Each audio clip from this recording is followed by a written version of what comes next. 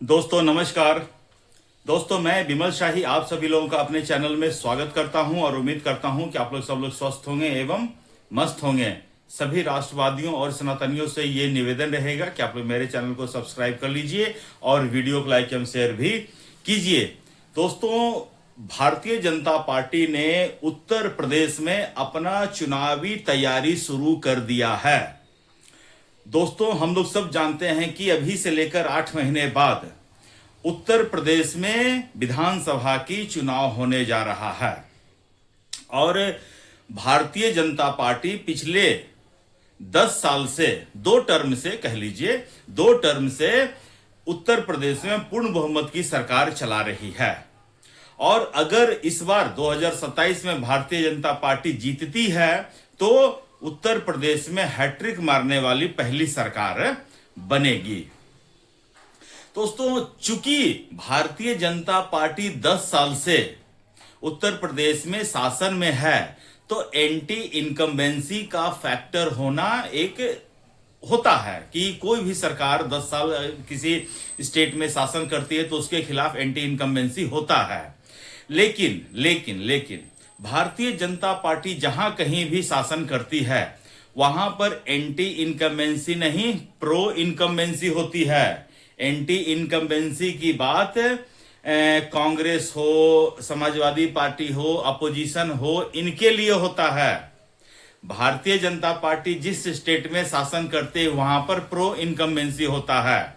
आप एग्जाम्पल देख लीजिए, असम का एग्जाम्पल, अभी अभी असम में चुनाव हुआ है, वहां पर देखिए 10 साल से ऑलरेडी भारतीय जनता पार्टी की सरकार थी, अभी हैट्रिक वहां पर लगा है। बिहार में आप देख लीजिए पिछले 20 साल से सरकार थी, 2025 में हैट्रिक या फोट्रिक लग चुका है।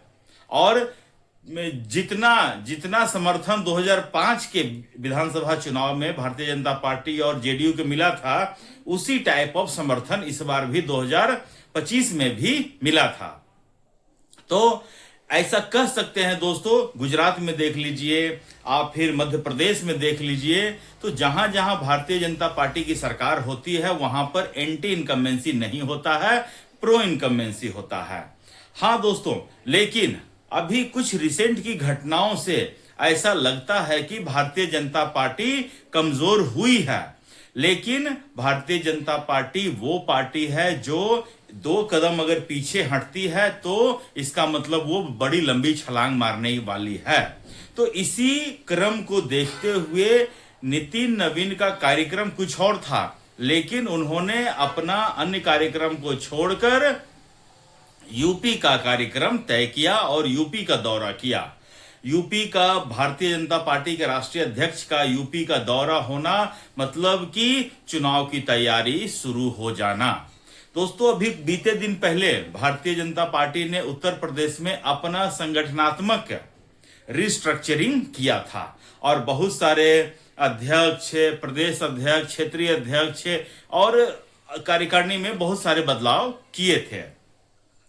बदलाव करने के बाद राष्ट्रीय अध्यक्ष का वहां जाना, इसका मतलब कि उन सभी जो भी बदलाव किए गए थे, रिस्ट्रक्चर किए गए थे, उन सब के साथ मीटिंग करना along with all allies, NDA के जितने भी पार्टनर हैं, चाहे वो संजय निषाद की पार्टी हो, चाहे वो ओम प्रकाश राजभर जी की पार्टी हो, चाहे वो अनुप्रिया पटेल जी की पार्टी हो, जितने भी एनडीए के पार्टनर हैं सबके साथ मीटिंग करेंगे और किस तरह से यूपी में हैट्रिक लगे, किस तरह से जो ये प्रचार हो रहा है या फिर जो भी ड्रॉबैक्स अभी भारतीय जनता पार्टी के खाते में है या जो 2024 के लोकसभा चुनाव में जो अखिलेश यादव का पीडीए चला था, जो उनका नारा था कि भारतीय जनता पार्टी 400 सीटें ले आएगी तो संविधान बदल देगी, आरक्षण को खत्म कर देगी, इन सब को किस तरह से न्यूट्रलाइज किया जाए, इन सब चीजों पर चर्चा होगी और लोगों को मोबिलाइज करने का काम किया जाएगा। लोगों को टास्क दिया जाएगा कि किस तरह अपने अपने क्षेत्रों में आपको चुनाव को आगे बढ़ाना है, भारतीय जनता पार्टी के नीतियों को आगे बढ़ाना है। दोस्तों एक बात तो भारतीय जनता पार्टी का मानना पड़ेगा कि उनके पास एक ऐसा मुख्यमंत्री है जो अभी अप्रूवल रेटिंग में सबसे टॉप पे चल रहे हैं। और मुख्यमंत्री योगी आदित्यनाथ न सिर्फ यूपी में बल्कि पूरे भारतवर्ष में अगर आप लोकप्रिय सीएम का लिस्ट निकालेंगे तो उसमें योगी आदित्यनाथ पहले या दूसरे नंबर पर ही रहेंगे। तो जब पूरे भारत में जिस मुख्यमंत्री की इतनी लोकप्रियता है, तो क्या मुख्य उत्तर प्रदेश की जनता ऐसे मुख्यमंत्री को बदलकर अखिलेश यादव जैसे टोटी चोर मुख्यमंत्री को लाना पसंद करेगी?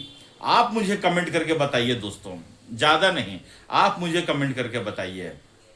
और अखिलेश यादव अभी पिछले 2 सालों से काफी उछल रहे हैं, काफी फुदक रहे हैं, क्योंकि 2024 में उन्हें अप्रत्याशित सफलता मिल गई थी।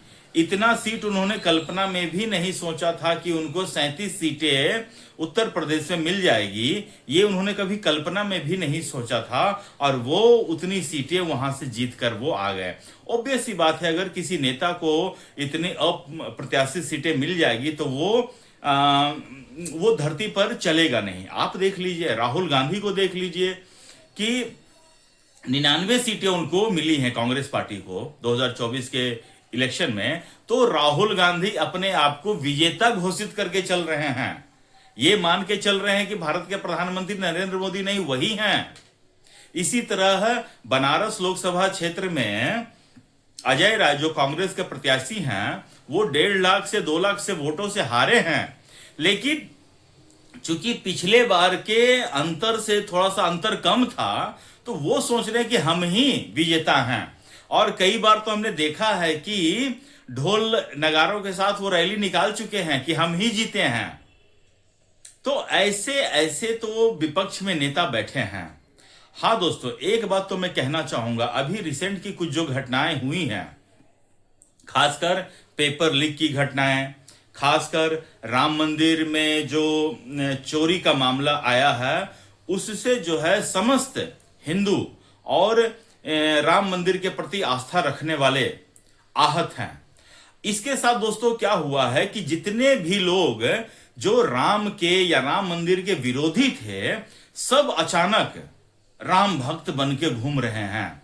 अखिलेश यादव, उनके चाचा जी का वीडियो, राम गोपाल यादव का वीडियो वायरल हो रहा है, जिसमें लोकसभा के अंदर कह रहे हैं कि जो लोग बाबरी मस्जिद के गुंबद के ऊपर चढ़े थे वो नीचे उतर नहीं पाए। हम मुसलमानों के साथ हैं, साथ रहेंगे। इसमें अगर हमारे नेता को मौलाना मुलायम कहे तो कोई बात नहीं, मुल्ला मुलायम कहे तो कोई बात नहीं, लेकिन हम उनके साथ रहेंगे। ऐसे वाणी बोलने वाले नेता आज अपने आप को प्रभु श्री राम के अनन्य भक्त घोषित कर रहे हैं। उनके प्रवक्ता टीवी पर कह रहे हैं कि प्रभु श्री राम ने अखिलेश यादव को आकर आभास करवाया कि देखो हमारे मंदिर में चोरी हो रहा है। जो राम के मंदिर बनवाए थे, उन्होंने तो राम में चोरी किया, अब ये लोग जो है बचा रहे हैं उसको। इसी तरह आप अरविंद केजरीवाल को देख लीजिए। अरविंद केजरीवाल ने कल घोषणा कर दिया कि भारत में सनातनी पार्टी है, कोई एक है तो वो है आम आदमी पार्टी।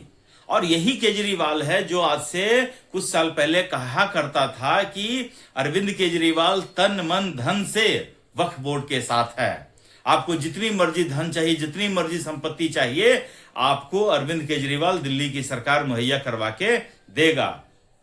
अरविंद केजरीवाल भाषण में कहता था कि मुकेश अंबानी का जो घर है एंटेलिया मुंबई में, वो वक्फ बोर्ड की जमीन पर बना हुआ है, और अगर वो मुंबई का महाराष्ट्र का मुख्यमंत्री होता तो उस मकान को तोड़ देता। ऐसा कहने वाला निशाचरी कालनेमी आजकल राम भक्त बने घूम रहे हैं और भारत के गृह मंत्री अमित शाह को चैलेंज कर रहे हैं कि आप राम भक्त नहीं है क्या? आपको राम का आशीर्वाद नहीं चाहिए क्या? आप अयोध्या क्यों नहीं जाते हैं? ऐसा सवाल भारतीय जनता पार्टी के नेताओं से पूछ रहे हैं।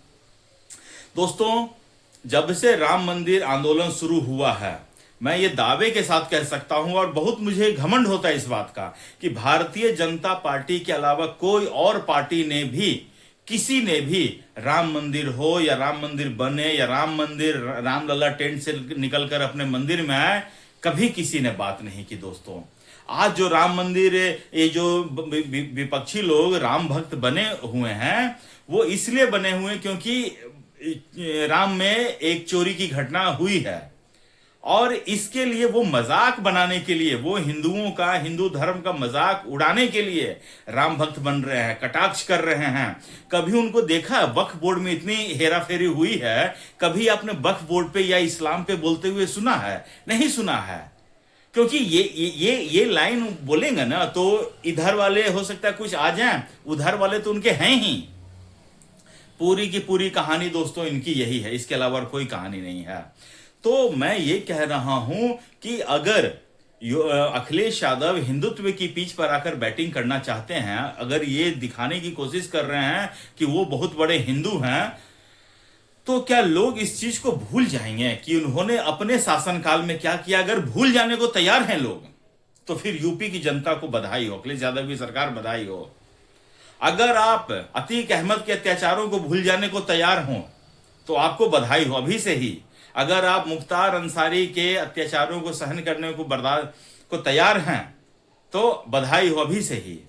लेकिन एक बार उस शासनकाल को याद कीजिएगा कि मुलायम सिंह जो है अतीक अहमद के कुत्ते से हाथ मिलाते थे।